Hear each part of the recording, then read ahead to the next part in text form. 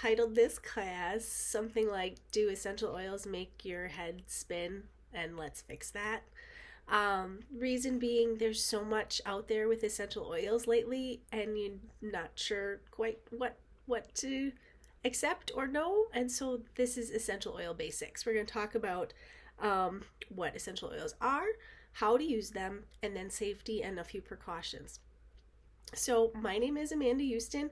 I have been using Young Living essential oils for about 6 years, every single day, and we just continue to learn more as we grow. So now my passion is sharing with other people. But a lot of people might not have any knowledge so far of essential oils, or already have their oils and not know what to do with them. So that's what this is about, okay? Just to give you a little bit of background about us, we are, my husband's name is Jason, and he's the one that actually got us started in this whole oily journey. And we are a family of 6, so we have 4 kiddos, and we have 2 puppy dogs. They're actually three years old right now, but they're always puppy dogs to me. And so we have a busy, lovely family. And we have used essential oils for many different things over the years. They are now my first go-to for everything. Okay? The good, the bad, the ugly. They are my first go-to. But they are a tool. Okay? So they are not the only things that you need to start incorporating into your life if you're looking for a healthier lifestyle. Now, I have notes, but I'm not always great at following my notes. So if we get off onto tangents, I am sorry. If you still have questions after you watch this, please put them in the comments or message me, and we'll get that taken care of, okay? So, okay, we talked about, there's more, you see essential oils everywhere now, right? Well, essential oils have really been around for forever, like literally forever. But the popularity is growing with them, and that's also not necessarily a good thing for safety. So we're going to talk about some of those things. It's because so many companies want to create them because people want them. They're not always creating them with the highest quality. It can be a little scary and a little dangerous sometimes. We will get into that. I do use Young Living. I completely trust Young Living. If you want to know more about us or Young Living, I will give you more information on how to get that at the end, okay? This is not a formal class like that. This isn't talking about Young Living specifically. So that information will be a continuation of this, if you want more, okay? What we're going to talk about right now, though, let's assume for most of it that you either are using Young Living or you have done enough research information that whatever brand you are using, you feel it is safe and good to use, okay? Does that sound good? All right, so let's start with what essential oils are, okay? They are, you may have heard the term lifeblood of a plant. They're really the blood, the liquid, the juice that's inside plants, right? Now, this can be any part of the plants, depending on what oil they're making. It can be from the blossoms, it can be from the leaves, it can be from the shrub itself, it can be from bark, it can be from the resin. It's pretty cool that this has all been figured out to know which oils come from which parts of which plants to help us with certain things. Now that is a little bit over my head. And I'm married to a scientist. He teaches high school science, and he loves to talk about that stuff. So those are questions we direct to Jason. And the information's out there too. Sorry, like I said, notes.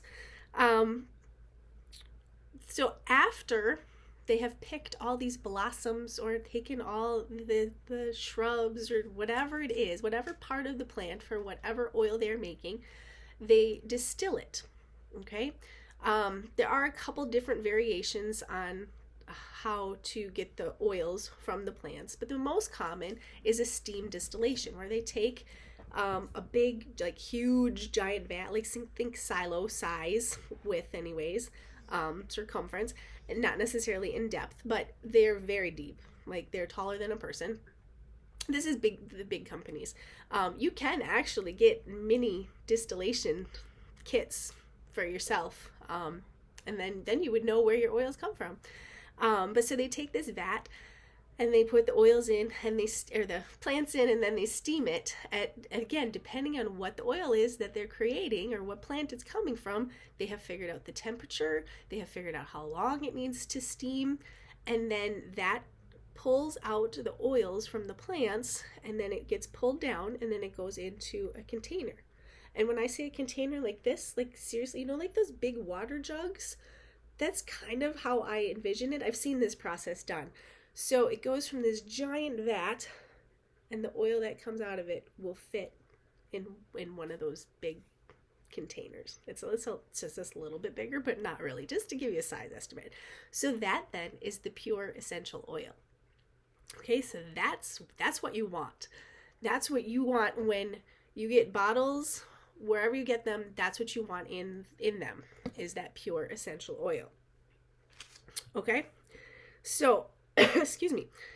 Now citrus oils are cold pressed, which means they take the rinds and they squeeze them. They squeeze the juices out of them, which is quite cool, right? That has to smell amazing, right? Like oranges, lemons, limes, that has to just smell really good when they're making those oils.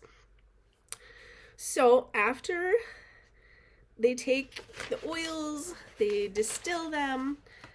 You have the oil that goes from this bottle, and then of course goes through testing upon testing to make sure that the quality is good and it's safe for you to use.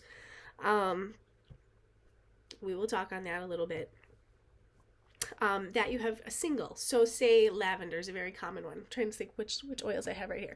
Lavender is a really common oil.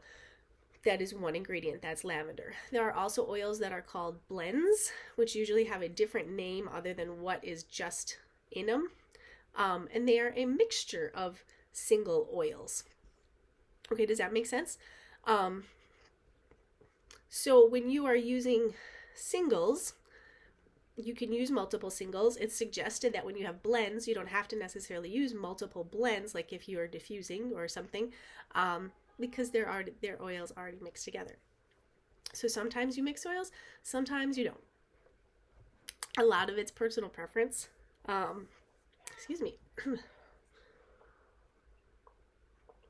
right, there we go. Not a coffee drinker, only water, but I like my cute mugs. You will notice that oil bottles are like a dark brownish color. That is to protect them from light, sunlight, heat, to some extent. That protects your oils. You don't want your oils to get too hot, and you don't want them sitting in direct light. Most of your places in your house are probably fine. Cupboards are good. I have a lot sitting on my desk. I have a lot sitting above my nightstand on my bed. We have them in the kitchen on a shelf. There's nothing like sitting right in the sunshine. You don't really want to keep them in your car. In the summertime, that's going to get too hot. So that will start to break down the oils, and then they won't be as effective. So that's why they are in the darker bottles, to help protect some of that. Okay. Essential oils are beneficial for all systems of the body. I actually won't even attempt to pronounce all the systems of the body. Remember, again, married to the scientist, and he can name all of those. I just know that they're good. I use the terms like yuck and good, and he uses all the really specific stuff. With that being said, when they go from the farms to the fields and they eventually make it into your house, what do you do with them? Okay, so now I have all these oils, hundreds upon hundreds of oils. What the heck do you do with them? Well, first of all, you don't need hundreds upon oils. That will be interest, that will be desire, that will be what you want to use them for. You can always just start with a few essential good oils for you and your situation. Again, I'll talk about that when I teach a formal class, if you want to know more about specific oils. Okay, so there are three main ways to use essential oils. Aromatically, or inhaling it, smelling it, topically, and internally, ingesting them. Okay, so let's back up. So aromatically, which basically just means to smell the oils. Really common is like a diffuser. Okay, you put oil in them, and you put water in them, and you put your essential oil in them, and you turn it on. Now, depending on how big your room is, will depend on how much oil you use in them. Bigger rooms will need more oil. We started with one diffuser when we started, and it would sit like in our living room, which is where we spent most of our time during the day, and then at nighttime it would get moved to somebody's bedroom. We have since built up. We have diffusers in pretty safe to say almost every single room of the house. Our house is not massive, so these are about the right size for one room. If you have a giant room, you might want more than one diffuser per room. We have one in our kitchen, we have one in our living room. Everybody has one in their bedroom now. There's one in the bathroom, there's one in the office, in the basement, there's one in... Anyways, I digress. Okay, so you can diffuse them. That is a very popular way to use essential oils, an easy way. You can also just open the bottle and smell it. Like that, even if nothing has to touch you physically, and you will get benefits from using the oils. Some people will put them on their hands, and they'll kind of cup their face a little bit and really breathe it in that way. Okay? If an oil is ever too strong for you, but you want to smell it, you can just smell the cap. Okay? It's a little less intense that way. You can have things like essential oil jewelry. My son made me this one. I love it. It's kind of unique and quirky. But there's the lava beads on it, and the lava beads hold the oil. So I just put oils on my fingers, and then I put on the lava beads. And then that's on me, and I can smell it. And then every so often, I just put some more on there. Okay, there's actually quite a few ways, but another example would be a lot of people like to put their essential oils on their dryer balls before they throw them into their dryer. And some of that goes away, like the benefits of it go away when you heat it in your dryer, but you still get the smell of that, for that example. Okay, so aromatically is one way, which just means breathing it in. Topically, we do in our house all day long, many different times. It means putting it on you, putting it on your skin.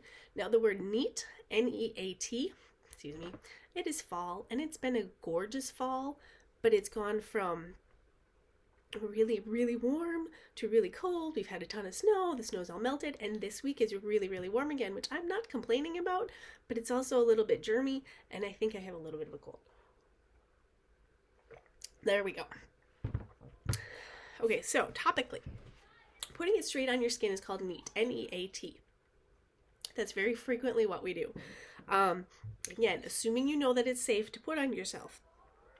Sometimes you use a carrier oil. Carrier oils are fatter in their molecular structure, and so they slow down the absorption of it going into your skin. So if you have a warmer oil or a hot oil, like Young Living has Thieves or Panaway, or oregano or cinnamon, those would be something you would use a carrier oil on because it might irritate your skin a little bit more. Also, a carrier oil helps stretch the oil a little farther. If you have a particular oil that you don't have very much of, that's an option. We use coconut oil. It's one of the cheaper ones. It's very nice. Solid coconut oil melts at a temperature of 70 some degrees. So even if you take some out of the jar, and you rub it in your hand, it's liquid already. So that can be put on before you put oil on. A lot of people like grapeseed oil. There's almond oil. There's jojoba oil. There's the list is quite long. Depending on which carrier oil, some is like cost effectiveness, some is preference, some is like if you're putting it on your face, you might want a different oil, carrier oil we're talking about right now. So those are the two ways to put it on yourself. Neat, all by itself, or along with the carrier oil. There's not really a wrong place to put an essential oil, with the exception of anything that has a mucous membrane. So like your eyes, you don't want to stick them up your nose or inside your ears, okay? Those can be real sensitive, obviously. So side note, and we'll talk about them a little more safety, but if you do get some oils in your eyes, essential oils in your eyes, and it burns, it's uncomfortable, it's okay. It's not real pleasant depending on what the oil is, but you go get that carrier oil, like the coconut oil, and you put some of that in your eye or across your eye, and it will help, it'll dissipate it, and it will feel much better. Oil and water don't mix, remember? Okay, so a lot of common places are our wrists. People love to put oils on their wrists, top of their head, back of their neck. For my kids, I put the oils on their backs. If you don't like the smell of an oil, the bottom of your feet is good. Actually, the bottom of your feet is really good anyways, because your pores are a little bit bigger, but your feet are also a little less sensitive. And so that's a good place. Depending on what people, the oil people have their little patterns. I have an oil called Joy that I put on my heart. I have an oil called Believe that I put across my head. Okay.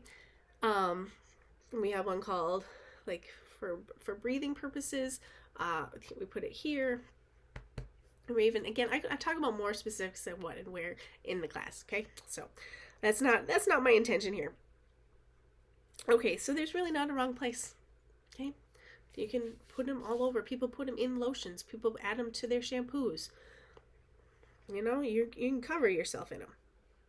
The third way to use essential oils is internally. Many oils are safe to ingest or consume. Not all.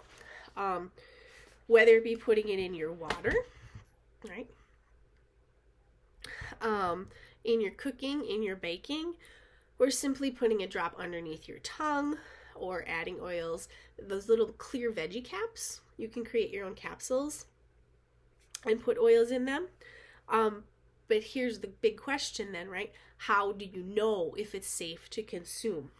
Well, there's a list called GRAS, G-R-A-S, and it stands for generally regarded as safe, okay? You can look up that list. It's in a lot of reference books, but I believe you can probably also find it online. And then you can look at that list. Now, YL has made a separate label. If it has a white label, if you've ever seen those for Young Living, this is Young Living specific. That means it's safe to ingest. Okay, it just makes it simpler. But if you go ahead and look at that list, the GRAS list, you can see. And some of it's common knowledge. Like, lemons should be safe to eat, right? We'll talk about ingredients and looking at your label in a second. Orange, those are excellent things to put in your water. I'm gonna have another drink of water.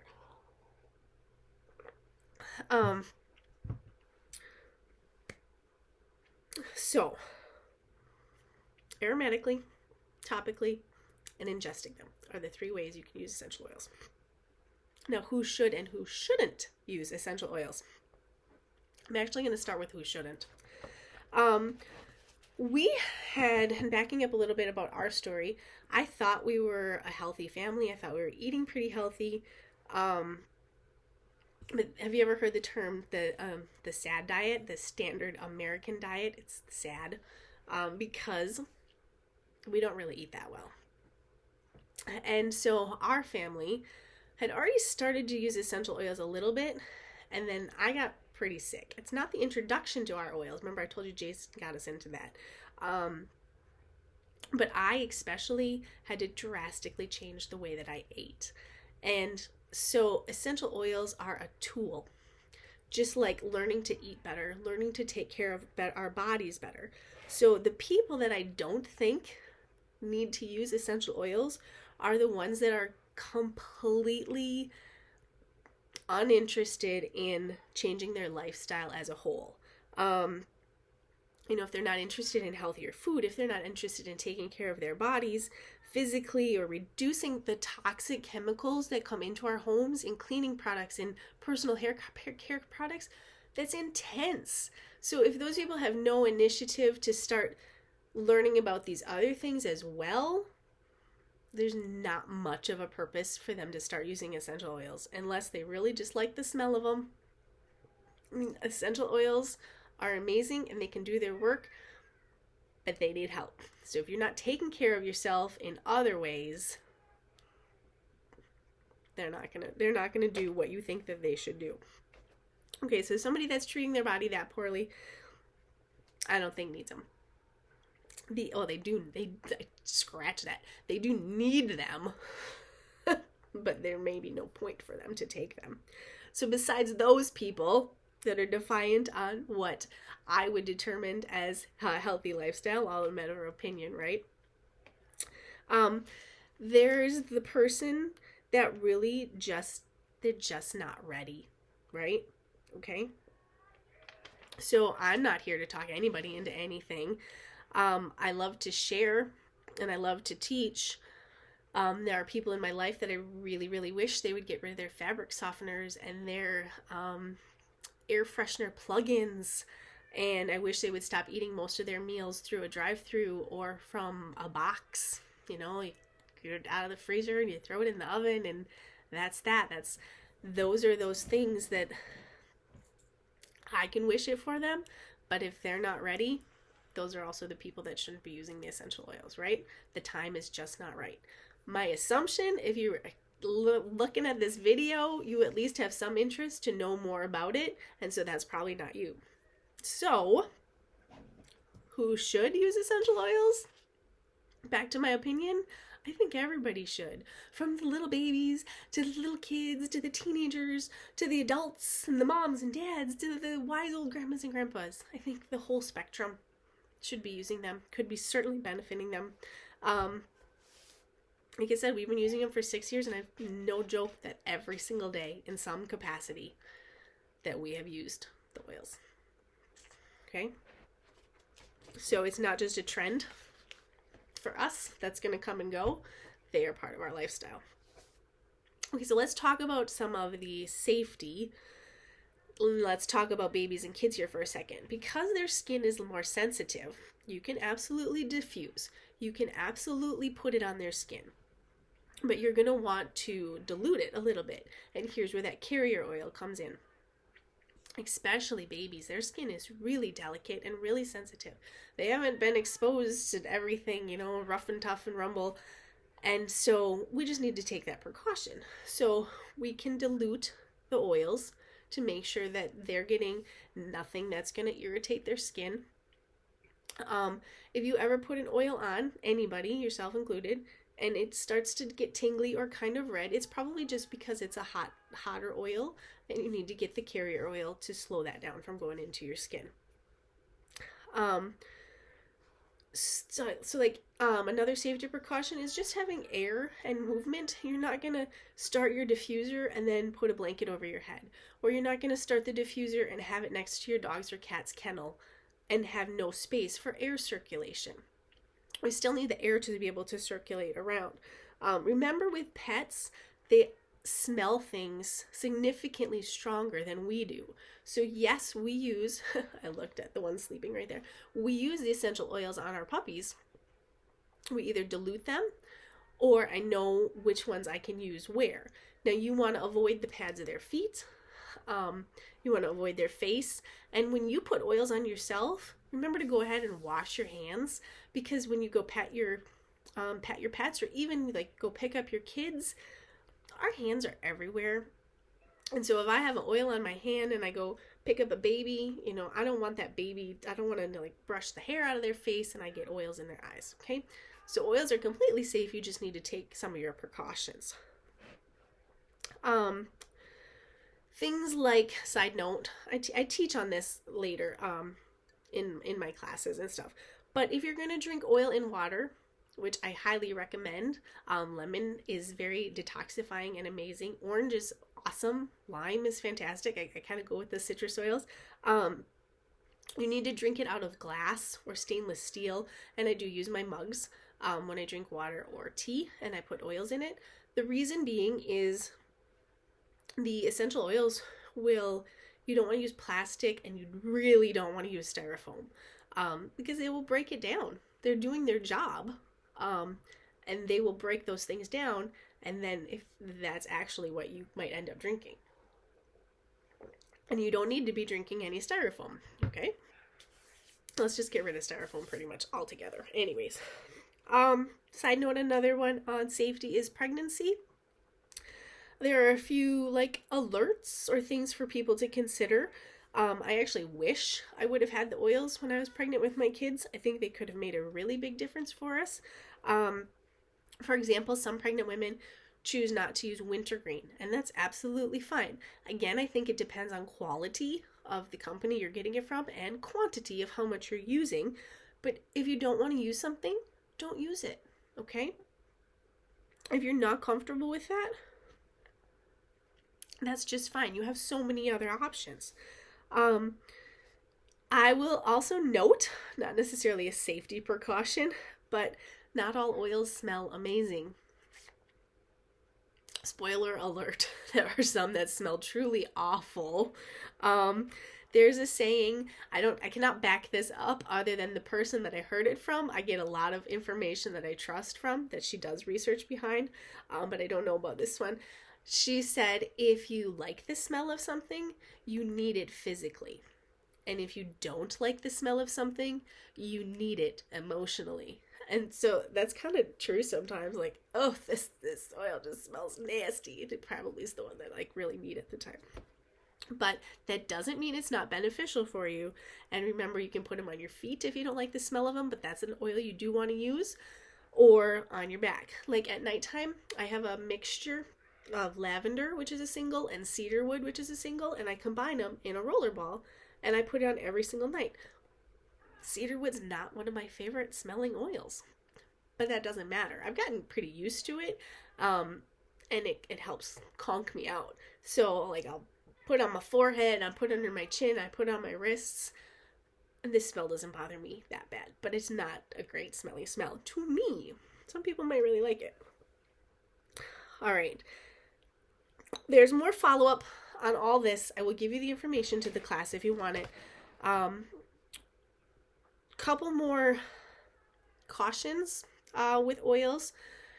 The skin, when you put it directly on your skin, there's a few oils that you don't want to go out into the sunlight with. Like you don't want to plaster yourself. Pretty much the citrus oils, you don't want to plaster yourself and go in the sun or go in a tanning bed.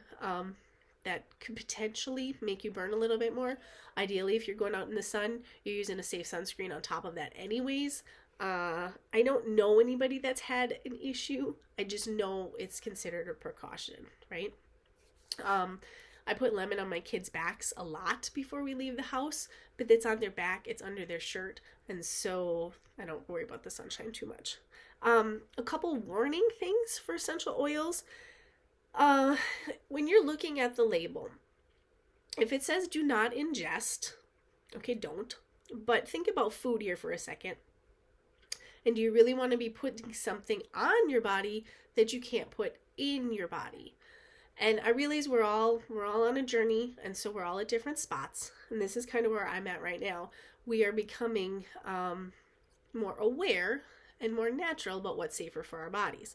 So that's one consideration, right? If an oil has an expiration date, it really shouldn't. There might be something else added in there. Now, I will note that an essential oil with a carrier oil will then expire, because the carrier oil will expire, because coconut goes bad after a while, right? Sorry. So once you mix a carrier oil in, that changes it a little bit as far as expiration date. If it's a true, remember, just distilled from that vat the first time, your oil should be good for like really, really, really long time. You don't want your oils to list fragrance. Fragrance is a really big warning word. There's like 3 or maybe even 5,000 terms in the heading of fragrance, and many of them are no good. Many of them are unsafe for us, and they are hidden in the term fragrance. Okay, so if something says fragrance now, we're to the point where not. So you want to look. Some essential oils companies use fillers, because essential oils are not regulated by the FDA, so that gets tricky. because then you need to know where they're coming from. Now, everything we use in our daily lives, do we know where it comes from? Do we know where it's sourced? We don't. That can be stressful. This is where I'm coming in right now, okay? I have learned about this over the years, and you may have interest in learning more about it as well. Essential oils is one thing that I know there's a huge variance of quality, okay? Some companies use pesticides when they're growing their plants, and so when they go to distill that, that's still going to be in the oil, and that's what you're going to put on yourselves. Some companies, like, some of them are real nasty. They put fillers in there that are like bad things because they're not concerned about health benefits. They're concerned about, they want to make money, okay? And I'm not opposed to making money, but not at the cost of somebody else, okay? Does that make sense? Slight tangent. Okay, we talked about the carrier oil potential being in there, but that's not really what you want to pay for either. So that you will need to note cost effectiveness. If something is an oil already mixed with a carrier oils aren't that expensive. So if it's just a little bit of oil and more carrier oil, that may be something you need to look at as far as, like, is that what you want to be paying for? Okay. The regulation is, the FDA doesn't monitor all of this, but they do say that when you see the labels and they say 100% therapeutic grade essential oil, okay, that gets tricky. It's kind of like the term organic and natural. Like, they can be on things that aren't, it's not monitored, or really truly that's what it is. Okay, but what it means is 5% of that bottle has to be oil. Remember that oil that came out of all the plants? Now, that may be the first distillation, which some companies, that's all they use. That may be the second distillation or the third distillation. Some keep going through and steaming those plants. I say up above because that's literally how they do it. Like, the vat is up above, and then you go into the basement and the oil's coming out the bottom. They distill those plants again, okay?